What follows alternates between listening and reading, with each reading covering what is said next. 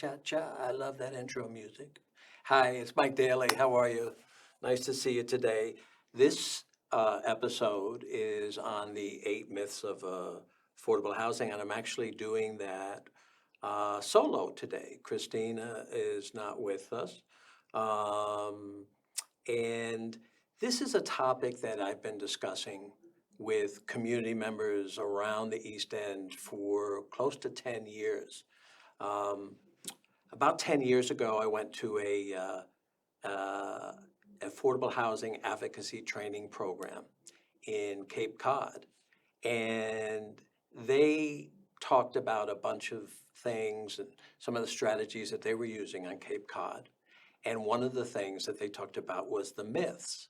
Well, I asked them for permission to use them and to take them and to adjust them to the east end of Long Island, since Cape Cod is a similar geography, has a lot of the same similar issues that we have on the east end, with being a seasonal place, having a lot of second homeowners and a lot of businesses, and challenges in keeping their human infrastructure together.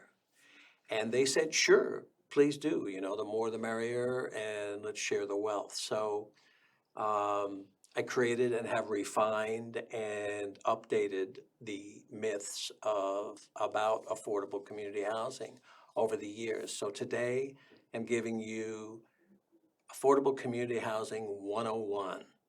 I've made this presentation to chambers of commerces and libraries, at town meetings, Rotary clubs, CACs, all around the East End over the years. And now you're getting the information. So let's roll it.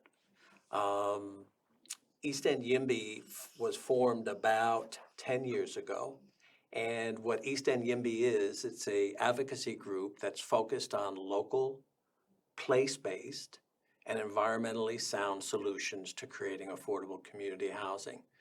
Our mission is to educate local East End of Long Island residents, including elected officials, and to advocate for high-quality, affordable dwellings for all community members.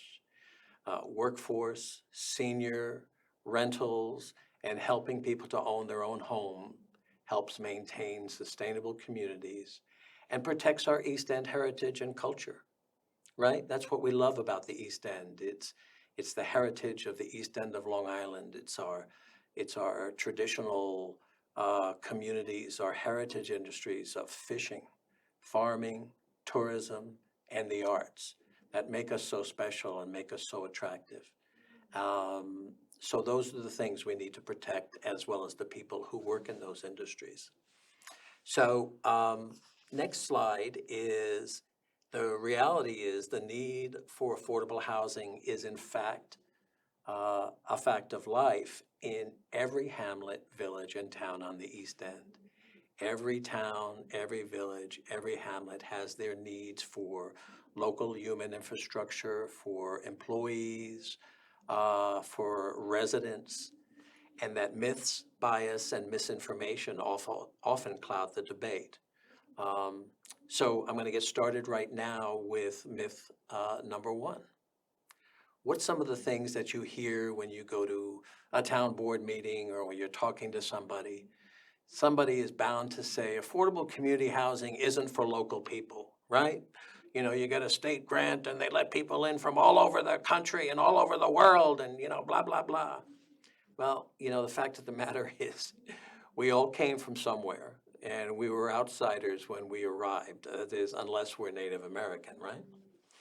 But data shows, Katie Casey and Curtis Highsmith from their respective East Hampton and Southampton housing authorities, has shown that over 90% of residents in our community housing are local people. And very often, another 5% are people who used to live here but moved away for either school or family, or because they couldn't live here, but when they found out that they could come back and possibly find a affordable community house, they ended up coming back. We had Kathy from St. Michael's here recently, And she told us her data that 90% of the people at St. Michael's are local residents, but they have about 3 or 4 people who used to live here, moved away, and then wanted to move back.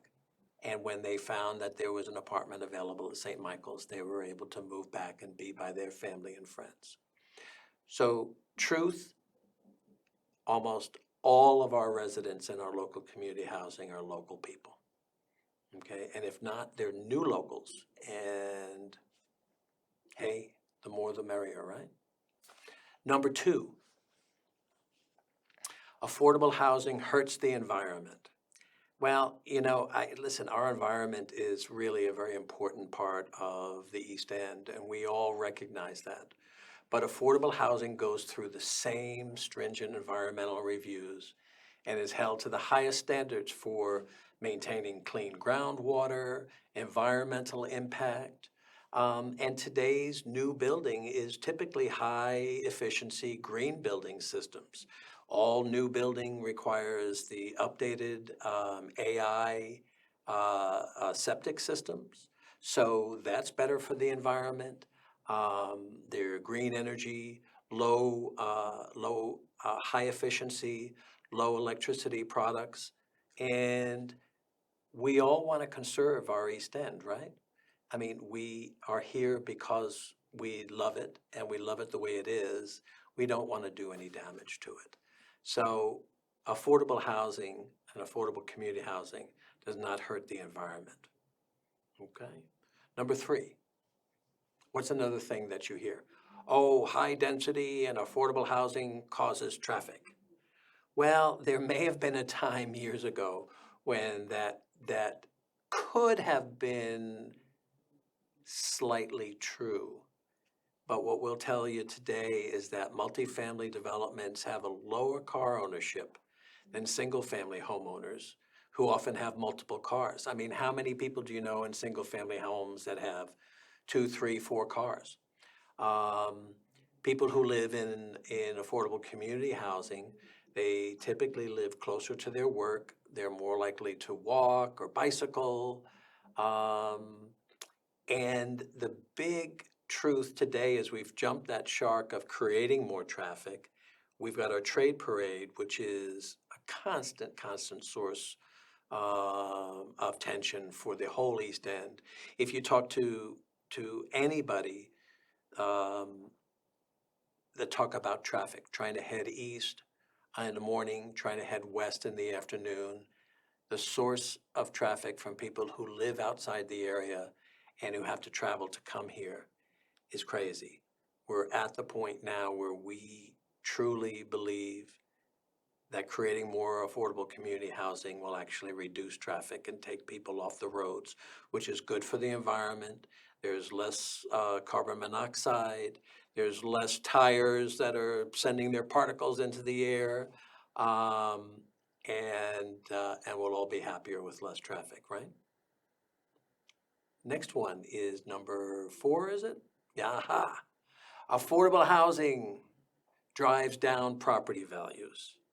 Well, whoever said that, God bless them, but I hope they're burning in hell because um, that's that's something that I don't know if it's ever happened, but it certainly does not happen in our neck of the woods or in our neighborhood. Repeated research shows affordable housing has no negative impact on home prices or on the speed or frequency of sales for neighboring homes. We have that data in East Hampton. In Southampton, the fellow who lived next door to Sandy Hollow was fighting it for a couple of years, saying he was worried about the value of his home if Sandy Hollow was built.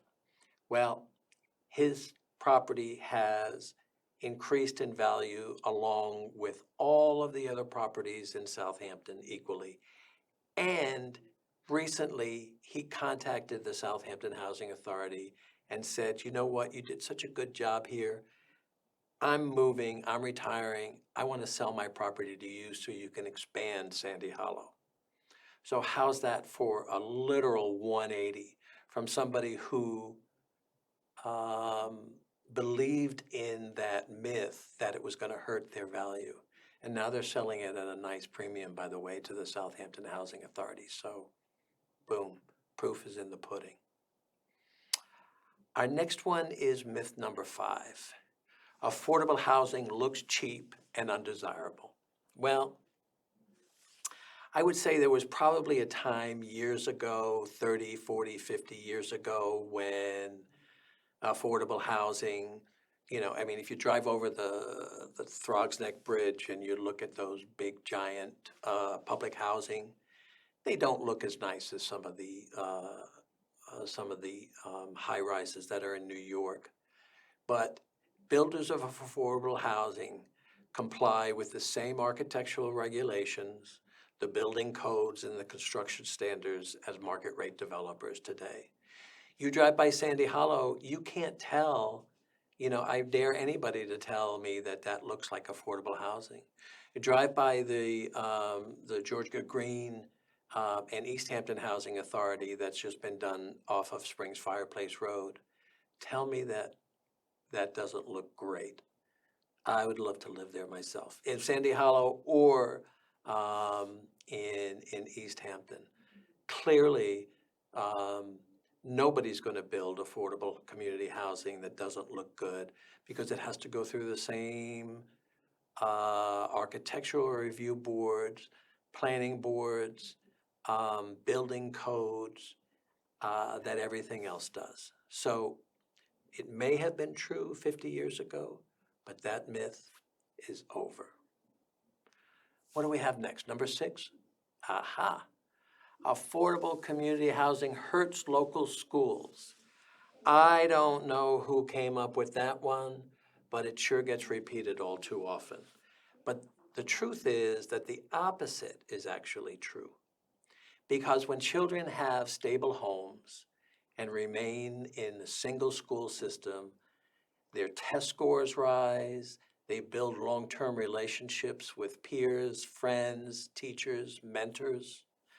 And without stable, affordable community housing, a lot of families have to go through this stress of having to move multiple times a year or every year.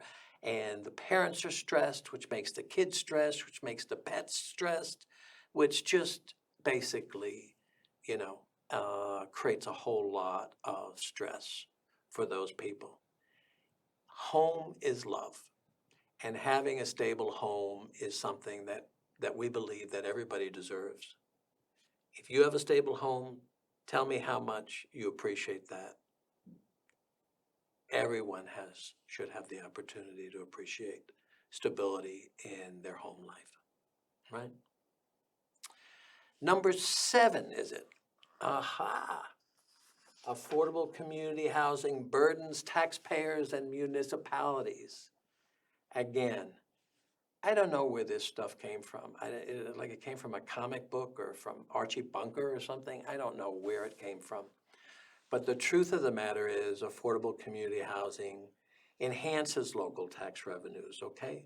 First of all, a lot of times we're either replacing substandard housing, creating new housing, and it becomes a plus on the tax rolls because they do pay taxes. Even if there's payment in lieu of taxes, that is taxes that gets, for pilot programs, taxes get paid. And on top of that, the residents are here to support the community businesses. So you live in Southampton, you live in East Hampton, you're going to work in the town, you're going to spend your money in the town, you're going to support local businesses, grocery stores, ice cream stores, movie theaters. Any of you who have a business out there, we just had Mark Smith and Scott here from local businesses. You're going to go bowling at East Hampton Indoor Tennis. You're going to go and eat at Rowdy Hall to get one of their great burgers. You're going to go to buy gasoline here. You're going to do all the things that local residents do, and you're going to keep your money here. Why should we be paying people to go drive away and spend their money somewhere else, right? Our businesses need it. Local businesses need more customers. At least 8 months a year, they need more customers, right? So affordable community housing is not a burden on the tax roll. It's actually a good thing for every community. What do we got next? Number 9? No, number 8. Ha! This is the 8 myths. How could we have number 9? But you'll be surprised. Affordable community housing is another government handout. I don't want to live in affordable housing because that just means, it's just a handout and you're giving to people who, should be doing it for themselves. Well, affordable community housing is the government's way of raising the standard of living for working and middle-class families. And right now, at least on the east end of Long Island, with an average home price of about $1.5 million in many of our areas, maybe it's closer to $1 million in Springs and Hampton Bays, maybe 750,000 in Flanders, but it's high in Shelter Island, and it's come higher and higher on the North Fork too.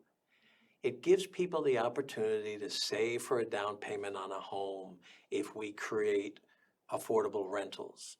And that's what young people want to be able to do. They want to be able to work, save money for a down payment on a home. And it gives community volunteers, the firemen, the ambulance corps, a place to live in the communities that they serve. And teachers too. Teachers, we found, are much more connected to the community when they know that they may be meeting their student and his or her mother in the grocery store after school, rather than kind of helicoptering in and out or feeling like they have to rush to drive back to Ronkonkoma because they've got to take care of their own family.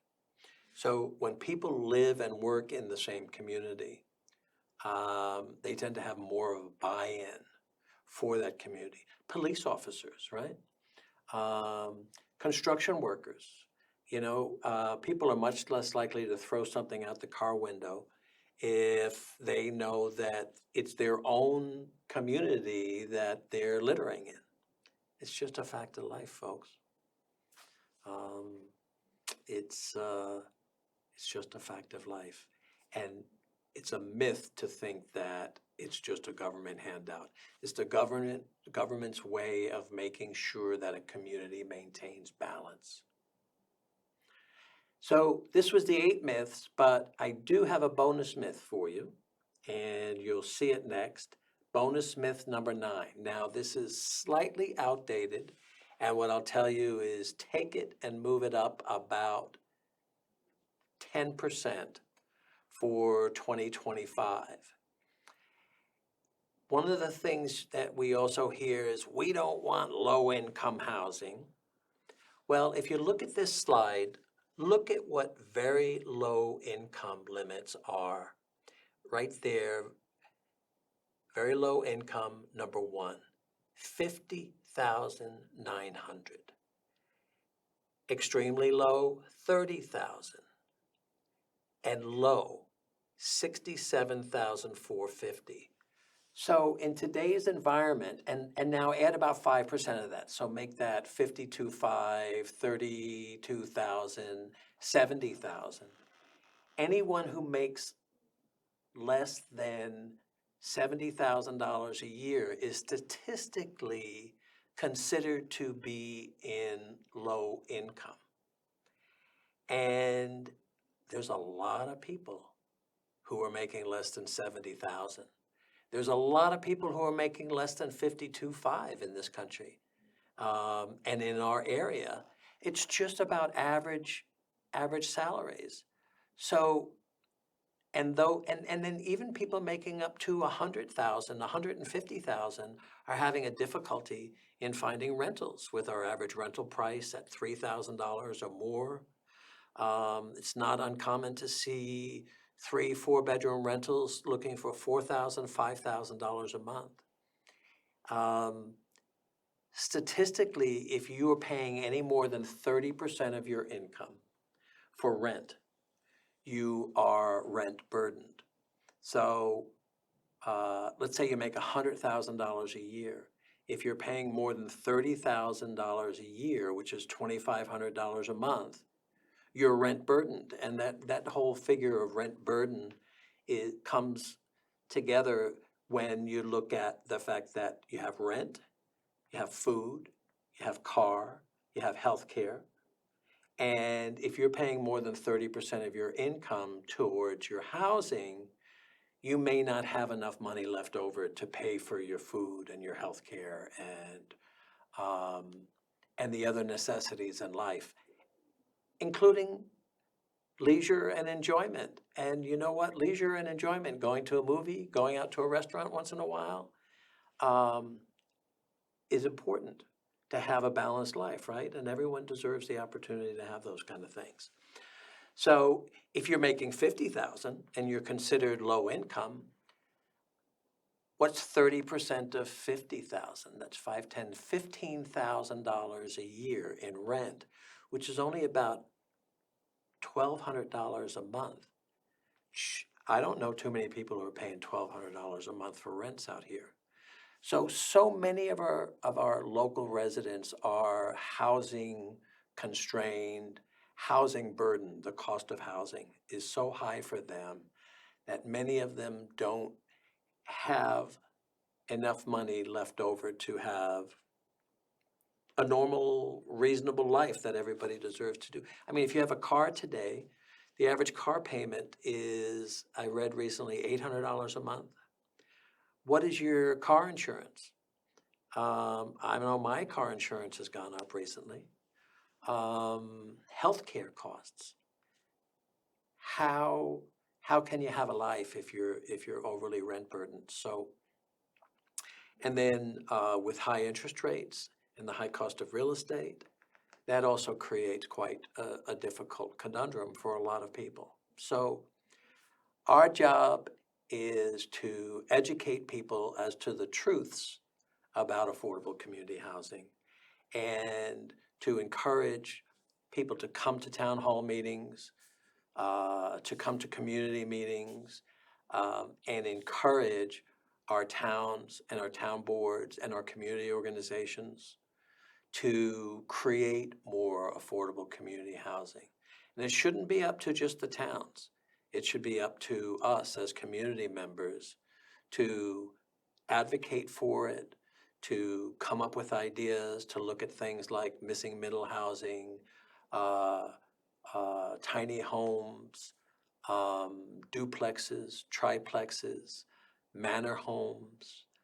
A lot of the things that we've had a difficulty in creating over the years, it's time to lower that resistance and to support the creation of more affordable community housing on the east end of Long Island. Another interesting thing that's coming up right now is the Faith-Based Affordable Housing Act in New York State. That's before the legislature right now. And that act is to give faith-based organizations, churches, mosques, and all other faith-based organizations the opportunity, if they have additional land, to create affordable community housing for their stakeholders.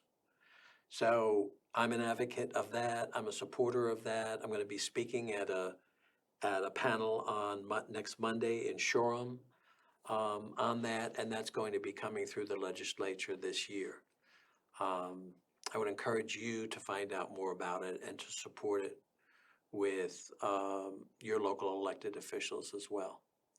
So understand the truths of affordable community housing. Please raise your voices, show up at community meetings, show up at civic meetings, show up at town hall, show up at village hall, and share the truths. All right? We really appreciate so much LTV having us here, and we enjoy this East End community housing show. And if you haven't been to LTV recently to see some of the great programs that they have and offerings they have with their East End music and plays and all sorts of activities, LTV has really become a hotbed of cultural activity here on the East End. So we hope that you get a chance to stop by and see all the great things they're doing. So thank you guys. Thank you for hosting us. Thank you for having us. And we'll see you soon.